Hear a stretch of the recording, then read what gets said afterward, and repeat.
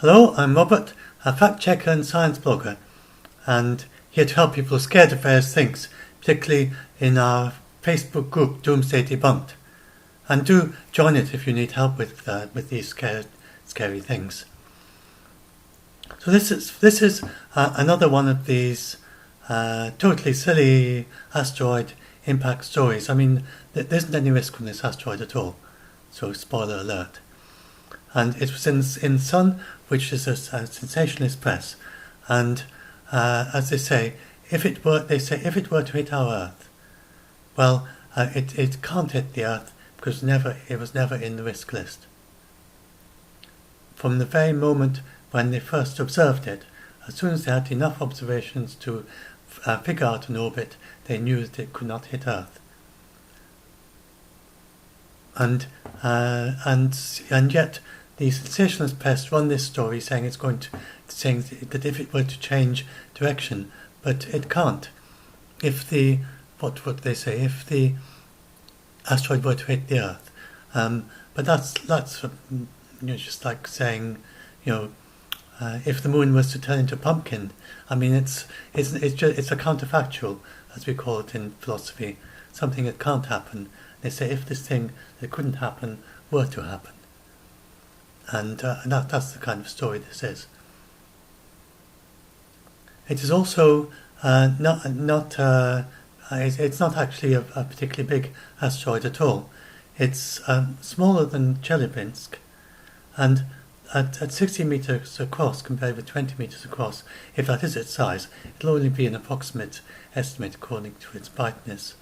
But if that is its size, then it's quite a lot smaller than Chelyabinsk, because going from 20 down to 16 is much more, because it goes according to the cube of the diameter as to how much mass there is. And when they say the force of 30 nuclear bombs, it's not even explicit what size of nuclear bomb that is. But it's not a nuclear bomb. When these things hit our atmosphere, they are not nuclear bombs. They don't produce any radioactivity. They burn up in the upper atmosphere. They are so bright that if you're really close, it could be brighter than the moon, and it can be as bright as the sun. The Chelyabinsk one was so bright that some people got sunburned by it, got badly sunburned by it. But that they didn't get any radioactivity, and if you can shelter yourself from the bright light, if you're very, very close, then you can avoid even the sunburn, because it's just light. So, and very high up in the upper atmosphere. And but this is much smaller than the Chelyabinsk. You have to be really close to even get sunburned by this one. And anyway, it's not going to hit. It's just totally fake news. So there we go. You can't hit Earth in the next century. It isn't in the database, never was in it. And I've brought up the ESA page as well, and that's so they're not all in the ESA list, but most of the more recent ones that go close to Earth tend to be in it. If it's something like 1998 or something, it's not like it doesn't tend to be in there. I think that's most of what the reason why some of them aren't in there. But this is a very recent one.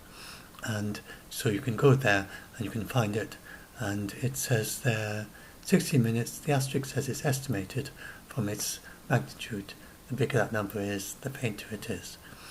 And it says here, so it's quite useful, because the JPL one doesn't say that it's not in the risk list. I don't know why. For some reason they don't give that information. But you have to work it out by going to the Sentry table and seeing if it's there. But the ESA one does say. It says object is not in risk list, and it's in the priority list, but that doesn't mean that it's a risk to us. It just means that they've got to. That's an important one. And this is where the sensationalist press probably get confused. They go and look at the priority list for the. I think that's probably the same as the potentially hazardous asteroid. So. Oh, I've got a little bit of typo on that page. Have I? Wait for it to sort itself out. Those are all the debunks of all the things that they've, so some of them anyway. So now here we go.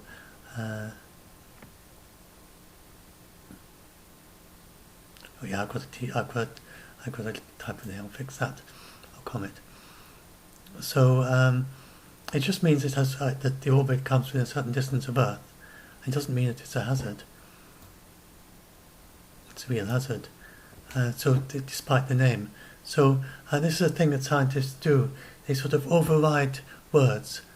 They it would be very clumsy to say, but if you look at its definition, if you look at its proper definition, and you say that an asteroid larger than 150 meters in diameter comes within 0.05 AU of Earth, and that's a very clumsy thing to say. So they call it, they bring up this word, potentially hazardous asteroid, which just means that. It doesn't mean it's going to hit Earth at any particular time. Indeed, most of those will never hit Earth. And the ones that will, a few percent of them will hit Earth sometime in the next 20 million years. So when they call it a PHA, it doesn't mean it's going to hit Earth. But it's a first filtering of them.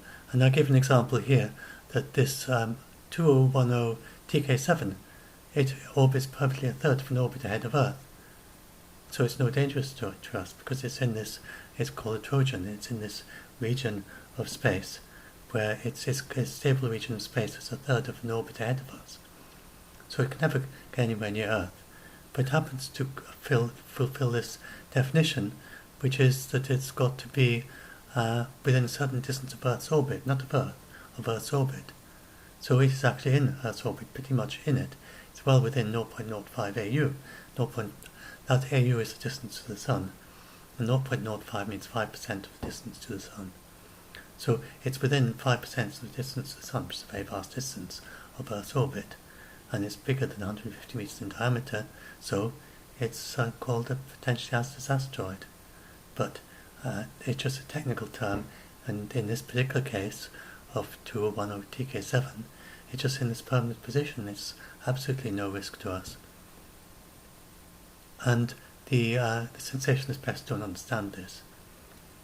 And they think it means that it can swerve and hit Earth. I mean, obviously it doesn't.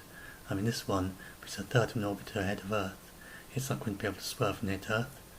It's just called it PHA for this technical reason. And if there was any risk at all that any slight possibility that its orbit could be adjusted, could be affected in such a way that it would hit Earth, it would be in the risk list. That is what the risk list means. That's what the century table is for.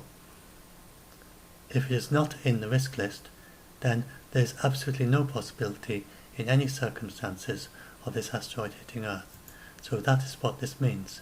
It can't hit Earth. There's no possibility, not even the remotest possibility, not even 1 in a billion, not even 1 in a trillion. There's no possibility of this asteroid hitting Earth because it is not in the risk list. So, and please understand that. That is true of all the stories where they had PHAs, and they keep running these stories about PHAs claiming that they could swerve and hit Earth. They cannot, under no circumstances. And then, and apart from that, I won't go into this because I've done previous debunks, but you can have a look at my why you don't need to be scared of asteroids, and this is the only thing I need to link for this, or I'll link to my, this is my page for it, and PHA, and I'll link to my, and you can find the link to the page for that there, the Easter page. I think I just need to link to this really. So that's it. I'll upload this video and hopefully this helps some of you who are scared of this asteroid.